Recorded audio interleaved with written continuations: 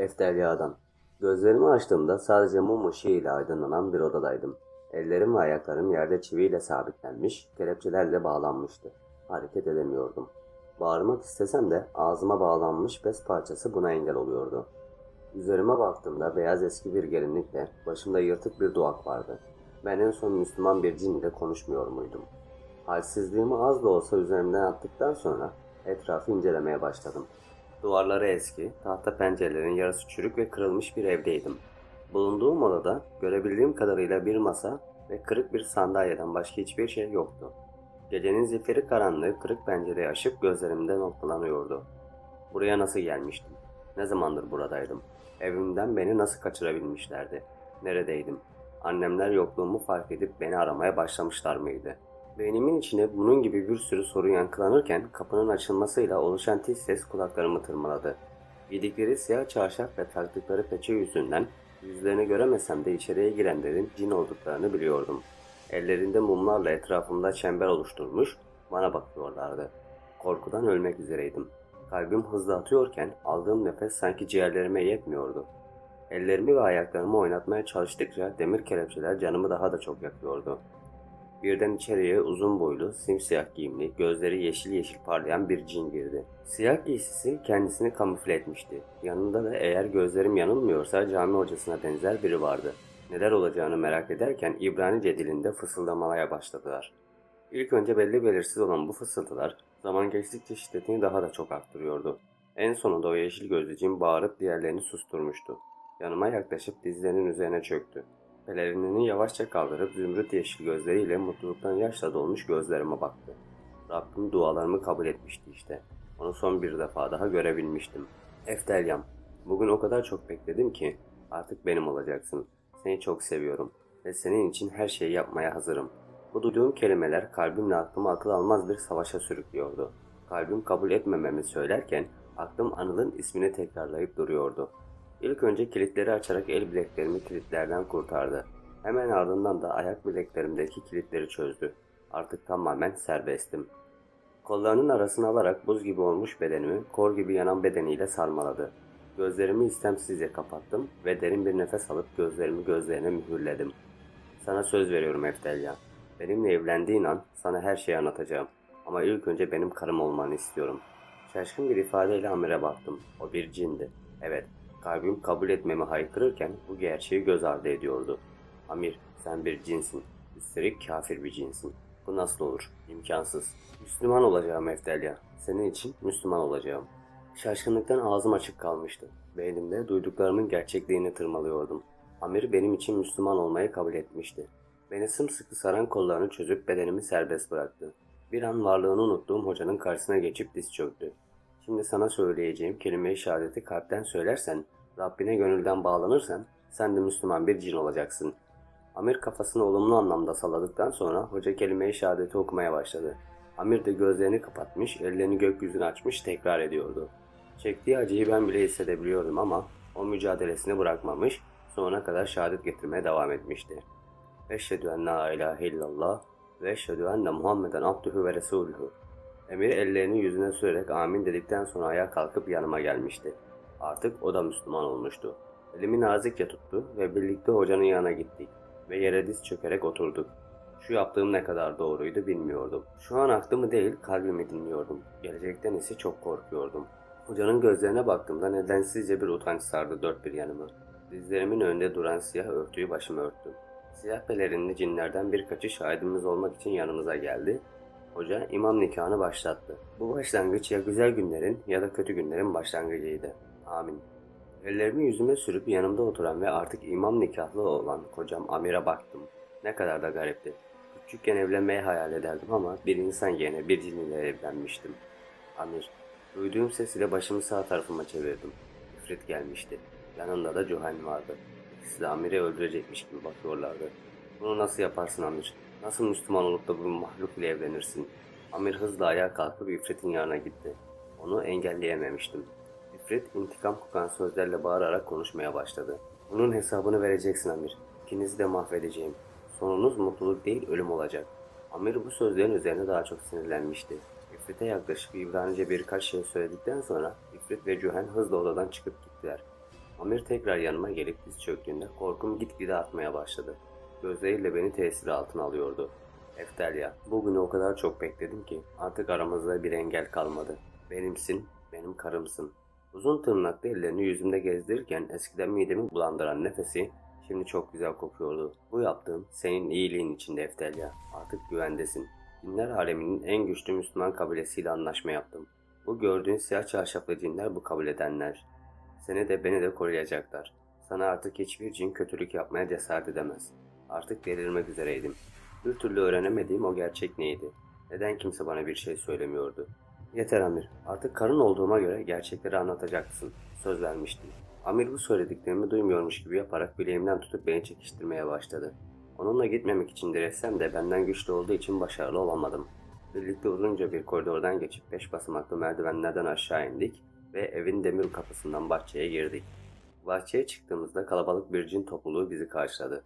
Davul zurna sesleriyle bu ıssız yerde yankılanırken topluluktaki cinlerin bazıları halay çekiyor, bazıları ise halay çeken cinleri izliyordu. Gördüğüm büyük kazanlarla yemek pişiriliyordu. Beni zorla orta alana getiren Amir bileğimi bırakıp karşıma geçti ve oynamaya başladı. Ona çok sinirli olduğum için arkamı dönüp kalabalığın dışına sakin bir yere gitmeye başladım. Aniden kor gibi yanan elleriyle bileklerimden tuttu ve beni orta alana doğru çekiştirdi. Elleriyle belimden tutup kendisine daha da çok yakınlaşmamı sağladı. Ferah nefesini boynumu huylandırırken meydan okuyan gözlerimi yeşilimsi gözlerine diktim. Bana her şeyi anlatacaksın Amir. Yoksa yemin ederim seni bırakır giderim ve bir ömür boyu affetmem. Anladın mı beni? Amir bu sözlerimin hemen ardından belimi daha da sıkı tuttu. Canım çok acıyordu. Nefes alamamak beni panikletse de gözlerine bakınca çok kızgın olduğunu anlamam pek de zor olmamıştı. Bir daha sakın beni gitmekte tehdit etme Eftelya. Sen artık benimsin. Sadece benim. Ben istemeden hiçbir yere gidemezsin. Anladın mı beni?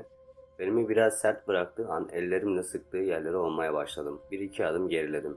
Lakin Amir kendisinden uzaklaşmama fırsat vermeden beni yine kollarının arasına aldı. Senin benden gitme ihtimalin bile beni ne hale getiriyor Eftelya. Sakın bir daha bu kelimeleri söyleme. Sana bu gece her şeyi anlatacağım. Benim olduğun an ama şimdi düğünümüzü mahvetme ve birlikte karşılıklı oynayalım. Amir'in sesi beni öyle etkilemişti ki karşısına geçip oynamaya başladım. Çevremdeki cinler bana öyle bir bakıyorlardı ki kendimi huzursuz hissediyordum. Birkaç dakika sonra Amir ile birlikte el ele masamıza doğru yürüdük. Sonunda oturduğumuzda önümüze daha önce hiç görmediğim ve kötü kokan bir sürü yemek servis edilmeye başlandı. Görünüşleri mide bulandırıcıydı. Amir'e bu yemeklerin ne olduğunu sorduğumda bana usta bir aşçıymış edasıyla anlattı. Bu tabaktaki kedi dili sarması. Kedinin bağırsaklarıyla yılanın eti karıştırılıyor.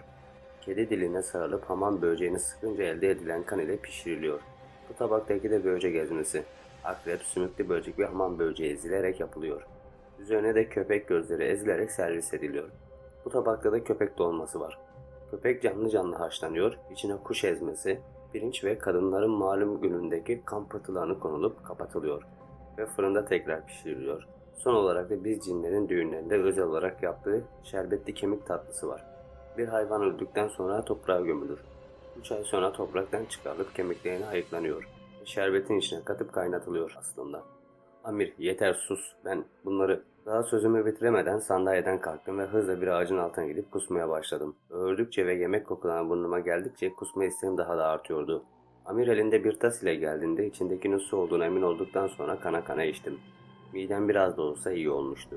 Gücüm olmadığı için Amir'e yaslanıp eve gitmek istediğini söyledim. Beni onayladı ve ağacın altına oturtup kalabalığa doğru yürüdü.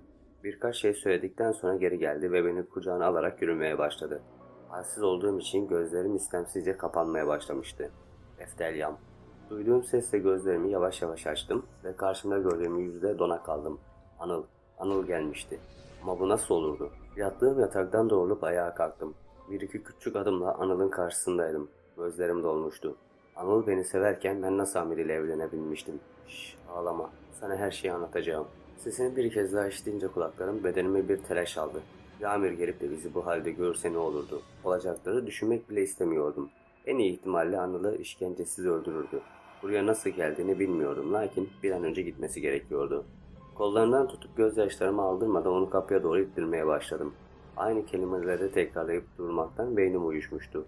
Anıl gitmen lazım. Amir gelirse seni öldürür. Anıl ifadesiz gözlerle bana bakarken aniden beni kendisine çekip sarılmaya başladı. Bir sinir krizinin eşinde olduğu muhtemeldi. Eftelya, sakin ol. Her şeyi anlatacağım.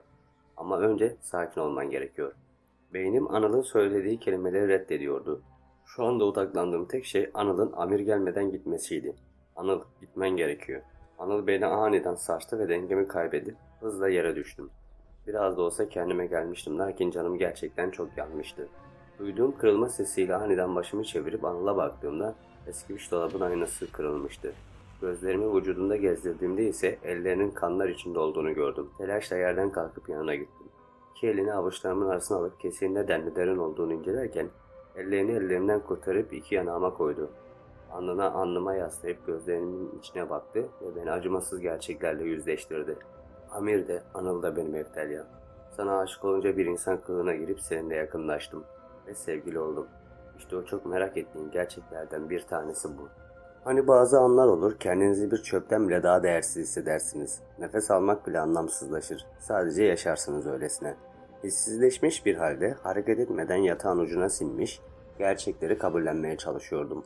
Yaşadığım her şey koca bir yalandan ibaretti. Kandırılmıştım. Amir acı çektiğimi bilerek beni bir çocuk gibi kandırmayı başarmıştı. Belki de bu daha da her şeyin başlangıcıydı. Bilmediğim kim bilir daha neler vardı. Eftelya, sus Amir. Hemen o bedenden çık ve kendin ol. Bana gerçek yüzünle itiraf et ne edeceksen. Bunu o kadar sert söylemiştim ki Amir sözümü ikiletmeden odadan çıkarak kendi bedeniyle geri geldi. Ve yavaşça yanıma oturarak ellerini avuçlarının içine aldı. Sana her şeyi anlattıktan sonra beni bırakıp gitmeyeceksin değil mi Eftelya? Sinirden kahkaha atmaya başladım. Bunun tek derdi benim gidip gitmemem miydi? Amir sözü dolandırmadan anlat hemen her şeyi.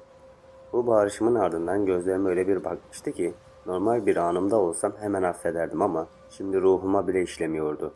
Birkaç defa yutkunduktan sonra ellerimi daha da sıkı kavradı ve gözlerini gözlerimden ayırmadan konuşmaya başladı. Sonunda her şeyi öğreniyordum.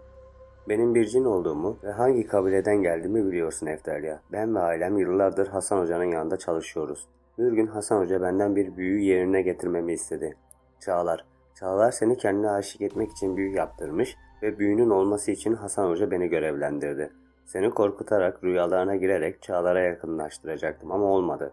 Eski evinde ve annenlerin yanında yaşadığın ilk olaylar benim yüzümden oldu. Gün geçtikçe sana karşı konulmaz bir çekim hissetmeye başladım. Enerjim beni çok etkiledi. Her saniye seni düşünüyordum. Aklımdan çıkaramıyordum. Bir zaman sonra daha fazla dayanamayıp insan kılığına girdim ve seninle tanıştım. O gördüğün evdeki herkes benim cin ailemdi. Köpeğimiz de bir cindi ve sana havlamasının nedenini evimize girmeni istememesiydi. Seninle vakit geçirdikçe bana aşık olan ifrit delirdi. Ne yapsam da onu durduramadım. Ve sana zarar verdiğini görünce bizim ailemizde nişan anlamına gelen kınayı rüyanda ellerine yaktım. Böylelikle sana zarar gelmez sandım. Lakin Çağlar sevgili olduğumuzu öğrenince Hasan Hoca'dan yeni bir cin görevlendirmesini istedi. Bu cin de Cühen'di. Seni benden ayırmak ve Çağlar'a yakınlaştırmak için İfrit ile yapmadığı şey kalmadı. Eftelya, eğer bugün Müslüman olup seninle evlenmeseydim, Cühen beni öldürecekti. Seni de Çağlar ile zorla evlendirecekti. Şimdi ikimiz de güvendeyiz. Artık ben de sizden olduğum için zarar vermeye cesaret edemez. Amir sustuğunda kendimi büyük bir boşluktaymış gibi hissettim. Beynim çalışmayı durdurmuştu. Şimdi ne yapacağımı bilmiyordum. Amir'den vazgeçmek mi canımı daha çok acıtırdı, yoksa zamanla bu gerçekleri kabullenmek mi? Amir elleriyle yüzümü kavrayıp kendisine bakmamı istedi. Lakin gözlerine bakacak gücü kendimde bulamıyordum. Üstelik açtım ve uykusuzdum. Bedenen güçsüz tükeniyordum. Amir, beni evime götür. O kadar şeyden sonra sadece 4 kelime çıkabilmişti ağzımdan. Amir başını olumsuz anlamda sallamaya başladığında bu sefer ben ellerimle yüzünü kavradım ve gözlerinin içine bakarak konuşmaya başladım. Sen bir insan bile değilsin Amir. Beni anlayamazsın. Yaptıklarının bana verdiği zararı anlayamazsın. Kendimi toparlamam gerekiyor. Hem ailem de beni çok merak etmiştir. Gitmeliyim. Ellerini yüzünden çekip biraz geriye doğru çekildi ve başını dizlerinin üzerine koyup gözlerini kapattı. Eftelya gitme. Bu gece benimle ol. Karım ol. Biliyorum telafisi çok zor şeyler yaptım sana. Belki de beni hiçbir zaman affetmeyeceksin. Senden imkansız bir şey istiyorum biliyorum. İnan sana anlatmayı çok istedim ama yapamadım. Hep bir şeyler engel oldu. Bir insan olmamama rağmen vicdanım her gün biraz daha sızladı. Ben sana her gün biraz daha aşık oldum. Bağlandım. Ne olur bırak sana kendimi affettireyim. Yaralarını sarayım. Gitme. Onca şeyden sonra gitme. Sözünü bitirir bitirmez gözlerinden yaşlar akmaya başladı. O yaşlar bizim için akıyordu. Amir ikimiz için ağlıyordu. Aylarca bana bir yalanı yaşatmıştı. Kabul ediyorum. Ona çok kırgın ve kızgındım. Ama bizim için ağlaması, beni o kadar sevmesi, beni ona daha da bağlıyordu. Ona karşı yumuşamama engel olamıyordum. Sanki bir güç Amir'den gitmeme engel oluyordu. Ellerimle yavaşça kuru bir deriden ibaret olan başımı okşamaya başladım. Yüzünde buruk bir tebessüm oluşmuştu. Gözlerimin içine bakıp o teklifini bir defa daha yeniledi ve ben bu defa ona karşı koyacak gücü kendimde bulamadım. Onu seviyordum. Ona karşı içimde adını koyamadığım bir istek baş göstermişti. Bacaklarıma koyduğu başını yavaşça kaldırdı. Nefeslerimiz artık birbirimize daha da yakındı. İçimde daha önce hiç hissetmediğim duygular hissetmeye başladım. Karnımda ve kasıklarımda ince bir sızı oluşmaya başladı.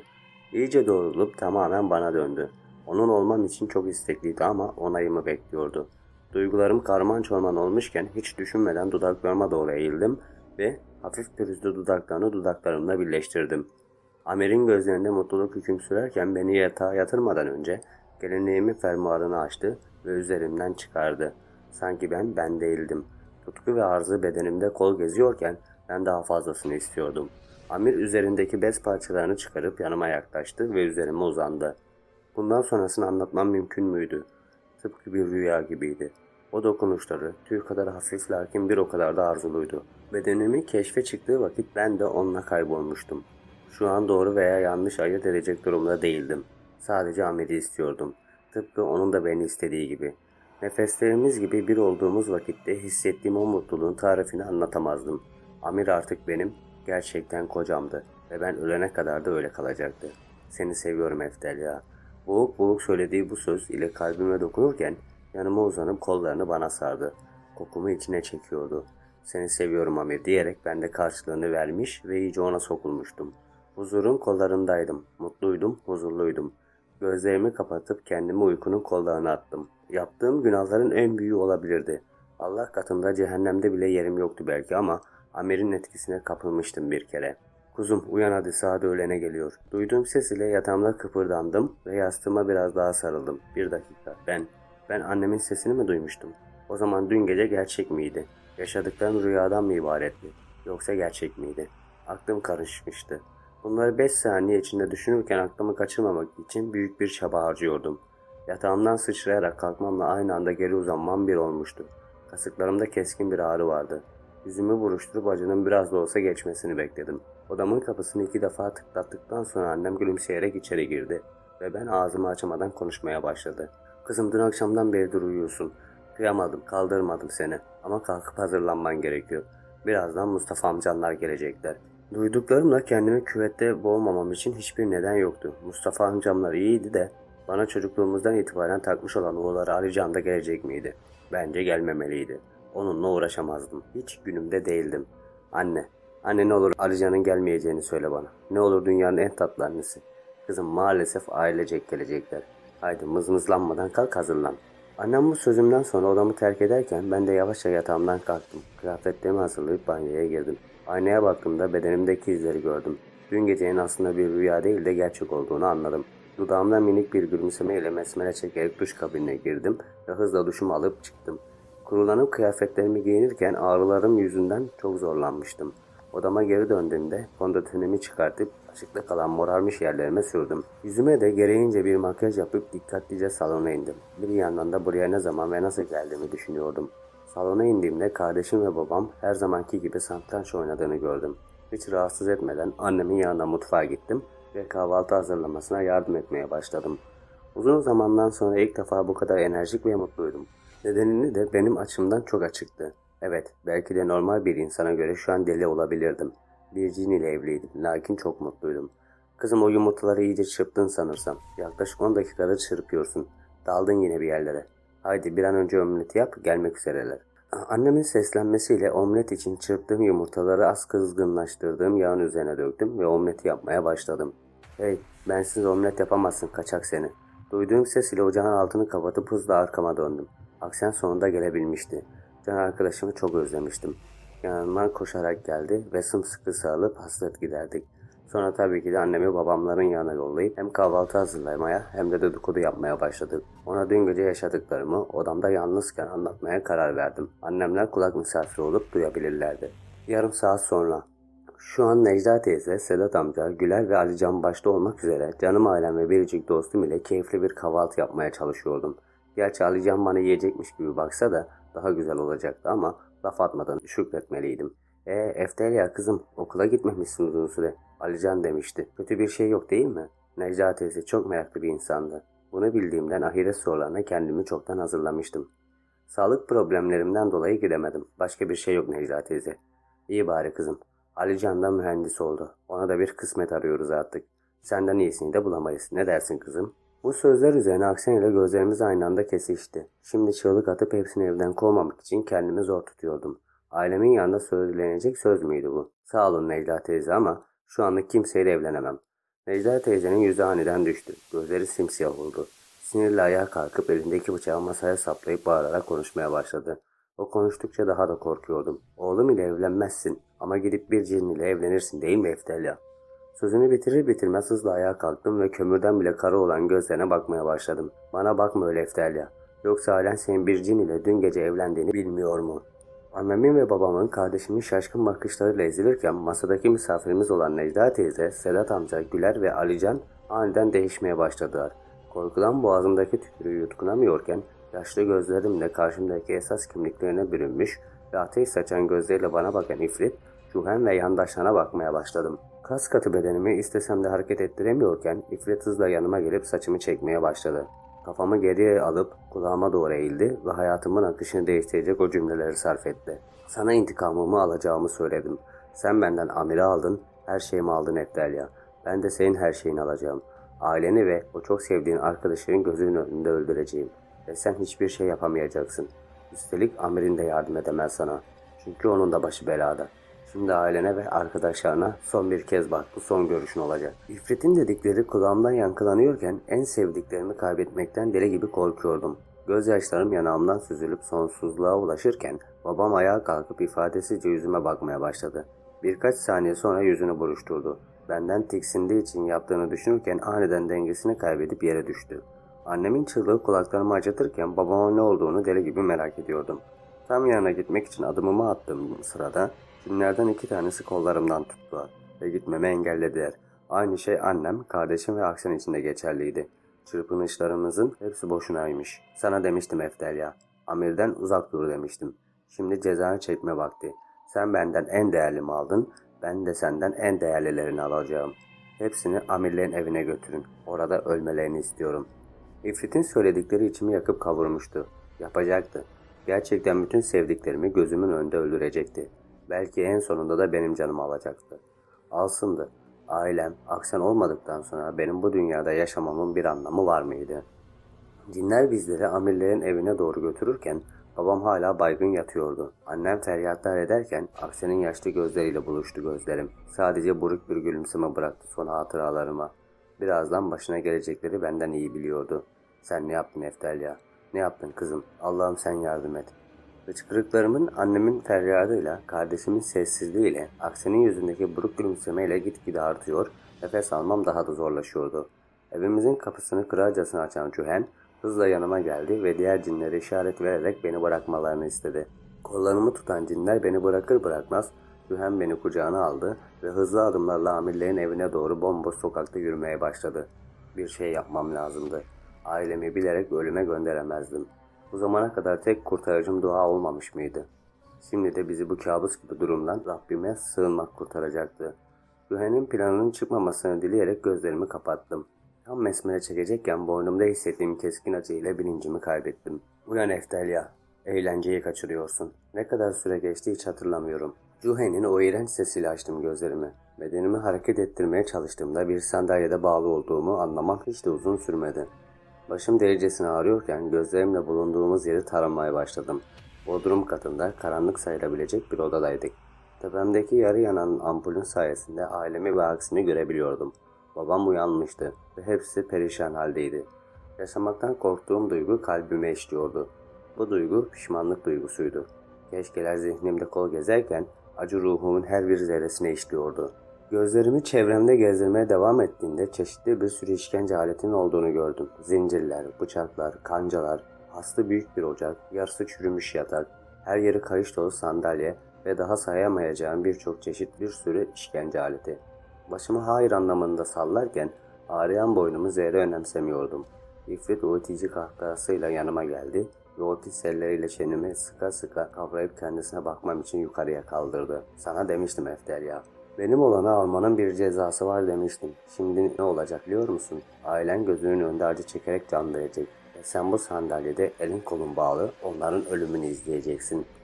Hayır, bunu yapamazsınız. Hayır, olmaz, olmaz. İzin veremem. Eğer onların kılına zarar gelirse sizi mahvederim. Sesimin çıkabileceği en yüksek düzeyde bağırıp onları tehdit etmiştim ama etkilenmeyi bırak daha da sinirlenmişlerdi. Sen bize hiçbir şey yapamazsın Eftelya. Şimdi gör bakalım yapıyor muyuz, yapamıyor muyuz? Deman babasını şu koltuğa yatırıp kayışlarla sıkı sıkı bağlayın. Uzun her yeri simsiyah lakin gözleri kıpkırmızı olan cin babamı kolundan tutarak koltuğun oraya sürükledi. Babamı birkaç cin ile birlikte koltuğa yerleştirip kayışlarla bağladılar. Deli gibi çırpınıyor, sıkı sıkıya bağlandığım iplerden kurtulmaya çalışıyordum ama nafileydi. Gözlerim annemlerin olduğu yere tekrar kaydığında hepsinin hipnoz olmuş gibi bir yere baktığını gördüm. İşittiğim seslerle başımı hızla Cühen'in olduğu yere çevirdiğimde gözlerime inanamadım. Eline aldığı canavar ile babama doğru gidiyordu. Niyetini anladığımda içim tuzla buz olmuştu. Gözlerimi babamın gözleriyle buluşturduğumda bana minik de olsa gülümsedi ve son sözlerini dudaklarıyla yüreğime üfledi. Seni seviyorum kızım. Sizi çok seviyorum. Hakkınızı helal edin. Ve hemen ardından sessizliğin kol gezdiği bodrum katının duvarlarında babamın acı dolu çığlıkları yankılanmaya başladı. Cühen eline aldığı canavar ile babamın bacaklarının derisini yüzüyordu. Her yer kan revan içinde olmuşken babamın çektiği acı içimi sızlatıyordu. İki bacağının üst kısmındaki bütün derisini yüzen Cühen bu sefer eline aldığı matkap ile babamın karnında delikler açmaya başladı. Matkabın her kanına batışında kanlar havaya sıçrıyor, babamın çığlıkları daha da artıyordu. Cühen bir süre sonra matkabı bırakıp babamın kanını avucuna alıp bana doğru yürümeye başladı.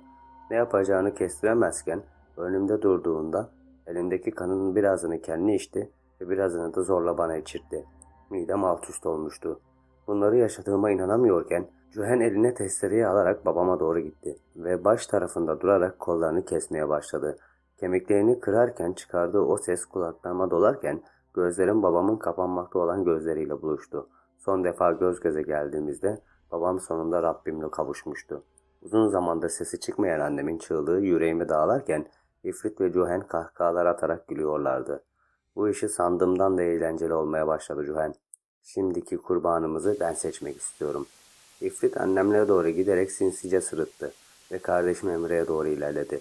Emre ise gözlerini korkuyla İfrit'e dikmiş öylece bakıyordu. Ruhum babamı kaybetmemin acısıyla kavrulurken kardeşimin acısını nasıl kaldıracaktım? Bu acıya bir ömür nasıl alışırdım? Hıçkırarak ağlarken İfrit Emre'yi kolundan sürüklemeye başladı.